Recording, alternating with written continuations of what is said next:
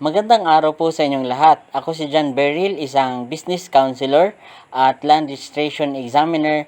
At sa videong ito ay pag-uusapan natin ang mga proseso at kinakailangang dokumento sa paglilipat ng pagmamay-ari ng lupa o ng titulo ng lupa sa pamamagitan ng donasyon kung ito ay ibibigay sa ibang tao o katulad ng isang ama na ibibigay ito sa kanyang anak.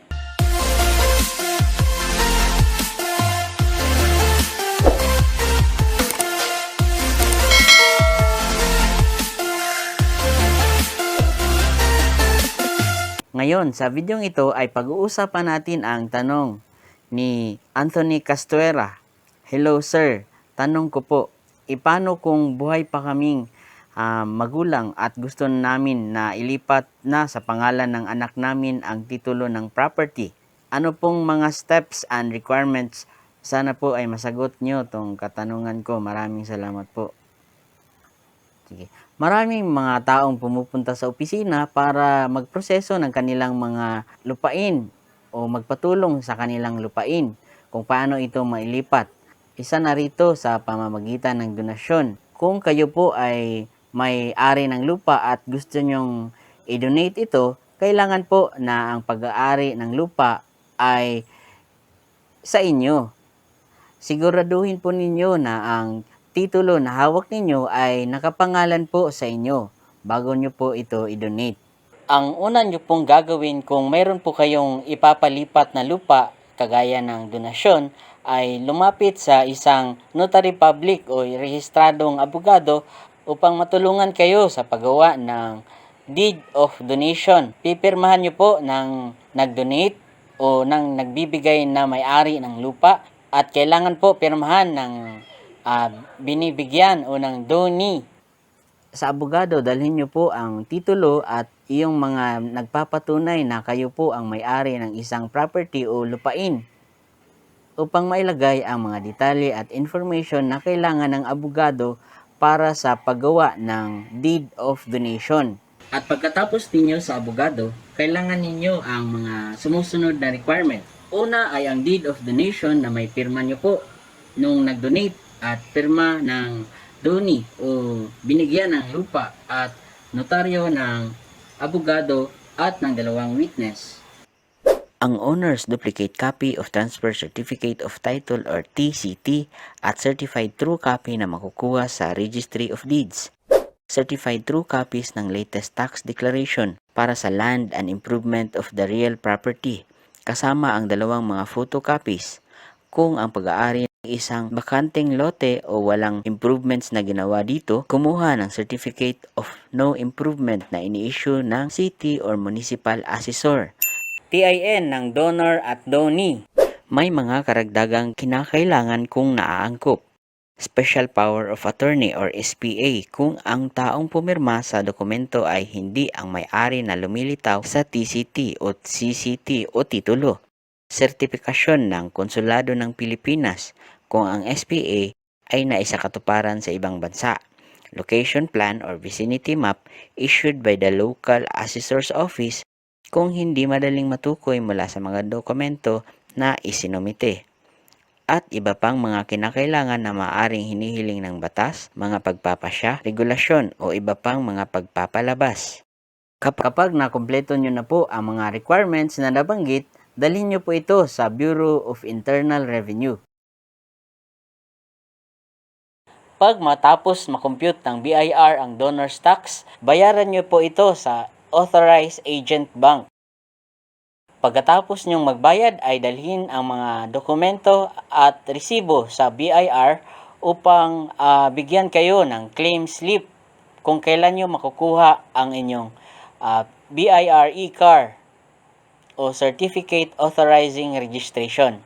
Pagkatapos nyo po sa Bureau of Internal Revenue, pumunta kayo sa City Hall o sa Municipal Hall o sa Provincial Hall. Sa City Hall, pumunta kayo sa Treasurer's Office upang bayaran ang transfer tax at tax clearance. Para makakuha ng tax clearance na matatanggap mo pagkatapos mong magbayad ng certification fee at sa sandaling ipinakita mo ang mga sumusunod na dokumento. photocopy ng deklarasyon ng buwis or tax declaration, at official receipt of payment ng real property tax of the current year. Pagkatapos nyo makuha sa City Hall ang mga nabanggit na mga requirements, ay pumunta kayo sa Registry of Deeds. Kailangan po na pumunta kayo sa Registry of Deeds na may jurisdiction po sa lugar ng inyong lupa na idodonate. Mag-fill up ng application form. Ipasa ang mga sumusunod na dokumento sa Registry Information Officer o RIO para makagawa ng bagong owner's duplicate copy of the TCT sa iyong pangalan. Orihinal na kopya ng deed na naselyuhang natanggap ng BIR kasama ang tatlong mga photocopies. Orihinal na kopya ng CAR o Certificate Authorizing Registration. Orihinal na owner's duplicate copy of Transfer Certificate of Title o titulo. Orihinal na kopya ng tax clearance. Orihinal na resibo ng transfer tax. Certified true copies ng current tax declaration for land and improvement issued by the local assessor's office. At iba pang naaangkop. Bayaran ang kinakailangang bayad sa pagrehistro sa cashier at mag-follow up sa petsang ibinigay ng Registry of Deeds. Pagkatapos niyong magbayad ng kinakailangang bayad sa cashier, kailangan niyo pong maghintay ng mga ilang buwan para sa pagpapalipat ng lupa sa pangalan ng inyong donee o ng inyong binibigyan ng lupa. Pag na-release na ang titulo, mag-request o kumuha ng certified true copy nito sa Registry of Deeds. Tandaan, maaaring madelay ang pagproseso ng Registry of Deeds kung ang titulong pag-aari ay wala sa database. Maraming mga titulo sa isang transaksyon. Maraming mga transaksyon. May mga technical na problema sa system. Mga transaksyon na may hindi kumpletong dokumento na pwedeng makita sa pag-examine. At iba pang kondisyon na lampas sa kontrol ng registry. Pagkatapos po sa Registry of Deeds, kailangan nyo pong iproseso ang tax declaration ng lupa na nakapangalan na po sa pangalan ng inyong binigyan o donee nyo po o yung mga anak po ninyo na binigyan nyo. Sa pagpapalabas ng tax declaration sa iyong pangalan, isumite ang mga sumusunod na dokumento. Photocopy ng deed, kopya ng TCT, photocopy ng CAR, photocopy ng resibo ng transfer tax, at photocopy ng pinakabagong tax receipt o clearance ng tax, at iba pang naaangkop.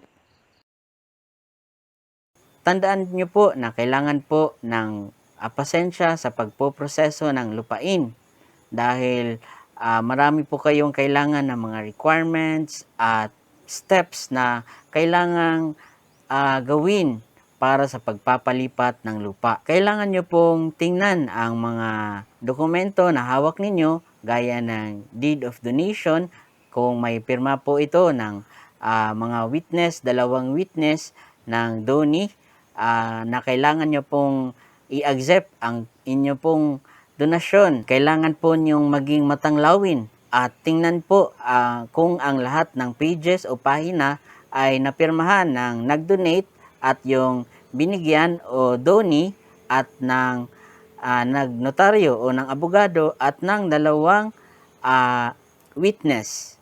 Mas maganda po na kailangan pong regular ang pagbabayad ng tax ng ating pagmamay-ari ng lupa.